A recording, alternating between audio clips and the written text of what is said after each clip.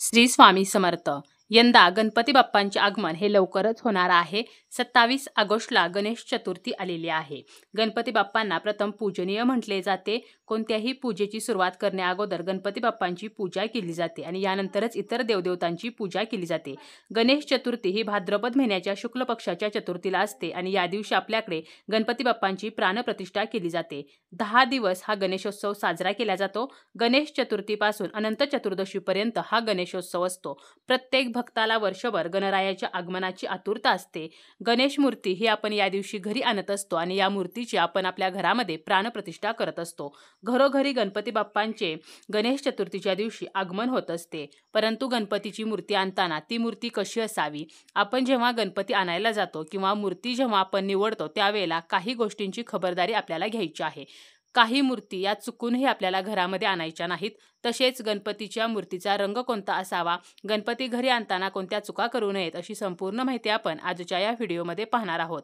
व्हिडिओला सुरुवात करण्याअगोदर तुम्ही जर चॅनलवरती नवीन असाल आणि पहिल्यांदाच माझे व्हिडिओ पाहत असाल तर चॅनलला सबस्क्राईब करा। व्हिडिओ माहितीपूर्ण वाटला तर व्हिडिओला लाईक करा। आपल्या घरामध्ये छान आणि आकर्षक मूर्ती असावी असे प्रत्येक गणेश भक्ताला वाटत असते। गणेश चतुर्थीच्या अगोदरच बरेच जण गणपती बाप्पांची मूर्ती बुक करून ठेवत असतात। परंतु मूर्ती खरेदी करताना ती निवडताना काही गोष्टींची काळजी घ्यायची आहे। काही गोष्टी विचारामध्ये घेऊनच गणपतीची मूर्ती निवडायची आहे। गणपतीची मूर्ती खरेदी करताना सर्वप्रथम ती मूर्ती व्यवस्थित आहे ना, कुठे तुटलेली, फुटलेली किंवा रंग उडालेली नाही ना याची खबरदारी घ्यायची आहे। त्याचप्रमाणे गणपतीची मूर्ती निवडताना त्याच्या सोंडेकडे सुद्धा विशेष ध्यान द्यायचे आहे। गणपतीची सोंड कशी असावी याला सुद्धा शास्त्रानुसार महत्त्व आहे। गणपतीची सोंड नेहमी डावीकडे वळलेली असावी। उजवीकडे वळलेली जर गणपतीची सोंड असेल तर याचे खूप कडक नियम असतात, जे पाळणे आपल्याला शक्य होत नाही। तसेच अशी मूर्ती तांत्रिक साधनेसाठी वापरली जाते।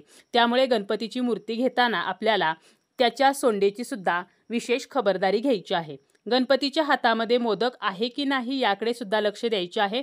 कारण गणपती बाप्पांच्या हातामध्ये जर मोदक असेल तर अशी मूर्ती घरामध्ये सुख समृद्धी घेऊन येत असते।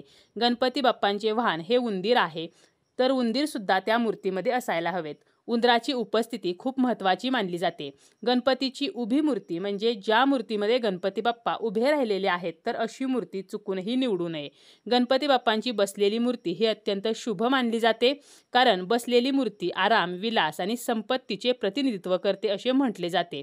त्याचप्रमाणे गणपतीची डावीकडे वाकलेली सोंड हे यश आणि समृद्धीचे प्रतीक आहे। त्यामुळे मूर्ती आपण जेव्हा खरेदी करतो तर त्यावेळेला गणपती बाप्पांच्या हातामध्ये मोदक असायला हवा, त्या मूर्तीमध्ये उंदीर असायला हवेत। त्याचप्रमाणे गणपतीची सोंड जी आहे तर ती सुद्धा डावीकडे वाकलेली असावी।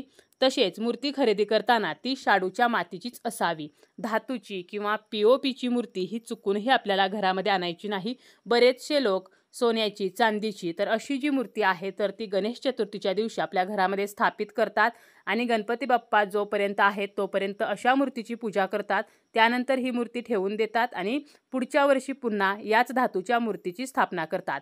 परंतु असे न करता मूर्ती ही शाडूचीच असायला हवी।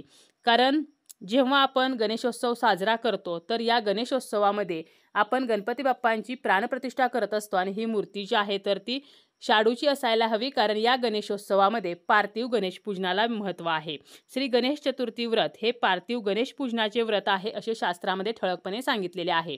पार्थिव म्हणजे काय तर पृथ्वीपासून नदी, ओढा, सरोवर, तळे यासारख्या जलाशयाच्या काठावरील पाऊस पडून ओली झालेली माती खणून त्यापासून मूर्ती तयार करून तिची 1.5 दिवस, 5 दिवस किंवा 10 दिवस पूजा करून त्या मूर्तीचे पाण्यामध्ये विसर्जन करणे।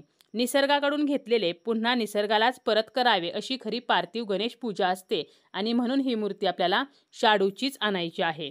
अथर्वशीर्षातील वचनाप्रमाणे मूर्ती कशी असावी तर मूर्ती एकदंती म्हणजे एक दात असलेली, त्याचप्रमाणे 4 हातांची, पाश, अंकुश ही 2 आयुधे हाती असलेली, तुटलेला दात एका हातात आणि दर्शन घेणाऱ्याला प्रसन्न मुद्रेने आशीर्वाद देणारी असावी। त्याचप्रमाणे मूषक ध्वज म्हणजे ध्वजावर उंदीर असलेली, लाल वर्णाची, सुपासारखे मोठे कान असलेली, तर अशी मूर्ती आपल्याला खरेदी करायची आहे। त्याचप्रमाणे मूर्ती खरेदी करताना ती मूर्ती किती उंचीची असावी याला सुद्धा महत्त्व आहे। 6 इंच ते 1 फूट एवढी गणपतीची मूर्ती ही घरगुती गणपतीची असावी।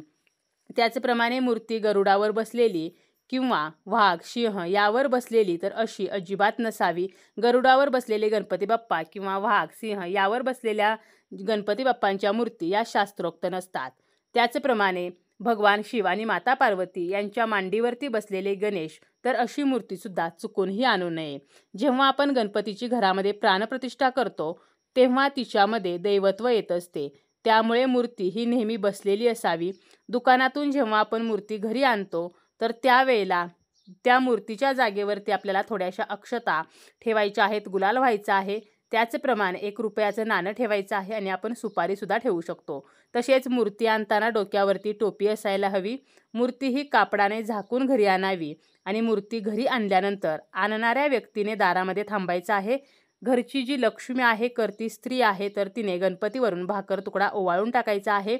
यानंतर जी व्यक्ती मूर्ती घेऊन आलेली आहे त्या व्यक्तीच्या पायावरती पाणी व दूध ओतायचं आहे. पायाला हळदी कुंकू लावायचं आहे. त्या व्यक्तीच्या कपाळाला कुंकवाचा टिळक करायचा आहे आणि यानंतर उत्साहाने व आनंदाने गणपती बाप्पांना ओवाळून वाजत गाजत घरामध्ये घ्यायचं आहे. तर अशा प्रकारे जेव्हा आपण गणपती बाप्पांना घरी आणतो तर त्यावेळेला सुद्धा विशेष गोष्टींची आपल्याला काळजी घ्यायची आहे. तसेच गणपती बाप्पांची मूर्ती ही कोणत्या रंगाची असावी, कोणता रंग आपल्याला काय फळ देतो, रंग जे आहेत तर ते फक्त सौंदर्य नसून जीवनातील ऊर्जा व कंपने ठरवतो. त्यामुळे वास्तुशास्त्रानुसार पांढऱ्या रंगाची गणेश मूर्ती शांतता आणि समृद्धी शोधणाऱ्या व्यक्तींसाठी योग्य पर्याय आहे. मानसिक ताणतणाव कमी करण्यासाठी पांढऱ्या रंगाची गणेश मूर्ती आपण निवडू शकतो. त्याचप्रमाणे पांढरा गणपती संपत्ती, आनंद आणि समृद्धी आकर्षित करतो. ज्यांना भरभराटीची इच्छा आहे त्यांनी सिंदूर रंगातील मूर्ती निवडावी. तसेच पिवळ्या रंगाची जर मूर्ती आपण निवडली तर पिवळा गणपती बुद्धी, शिक्षण आणि करिअरमध्ये यश मिळवण्यासाठी अत्यंत शुभ मानलेला आहे. हिरवा गणपती म्हणजेच हिरव्या रंगाची गणेश मूर्ती आपण व्यवसाय वाढ, नोकरीमध्ये यश, त्याचप्रमाणे धनवृद्धीसाठी निवडू शकतो. सोनेरी गणपतीची मूर्ती जर आपण निवडली तर घरामध्ये समृद्धी येते, ऐश्वर्य लाभते. त्याचप्रमाणे मोठ्या आर्थिक यशासाठी असा गणपती शुभ मानला जातो. त्यामुळे पिवळा गणपती, सोनेरी गणपती, हिरवा गणपती, लाल गणपती, पांढरा गणपती तर असे जे शुभ रंग आहेत तर या रंगांची आपण निवड करू शकतो. गणपतीच्या मूर्तीमध्ये गणपती बाप्पांना लाल किंवा पिवळे वस्त्र घातलेली मूर्ती तर अत्यंत शुभ मानली जाते. त्यामुळे अशा मूर्तीची निवड आपण नक्कीच करायची आहे. चुकूनही काळ्या रंगाची मूर्ती आपल्याला खरेदी करायची नाही. जेव्हा आपण गणपती बाप्पांची मूर्ती खरेदी करतो तर त्यावेळेला या सर्व बाबींचा विचार करूनच आपल्याला ती खरेदी करायची आहे. कारण जर आपण कोणतीही मूर्ती आणि कशाही प्रकारची मूर्ती घरामध्ये आणली आणि तिची पूजा केली तर त्या पूजेचे आपल्याला विशेष असे फळ मिळणार नाही. मूर्ती घरी आणताना मूर्तीचे तोंड आपल्याकडे करावे. जेव्हा आपण गणपती बाप्पांचे विसर्जन करतो त्यावेळेला मूर्तीचे तोंड हे समोरच्या बाजूला म्हणजे रस्त्याकडे करावे आणि जेव्हा गणपती बाप्पांना घरी आणतो त्यावेळेला मूर्तीचे तोंड हे आपल्याकडे करावे. मूर्ती आणताना ती झाकून आणावी, परंतु यामागे कोणतेही शास्त्र नाही. परंतु असा समज आहे की मूर्ती ही सुंदर असते, त्यामुळे लोकांची वाईट नजर मूर्तीला लागू शकते आणि म्हणूनच आपल्या गणपती बाप्पांना कोणाचीही नजर लागू नये म्हणून गणपती बाप्पांच्या मूर्तीवरती लाल रंगाचे कापड टाकून ती घरी आणावी.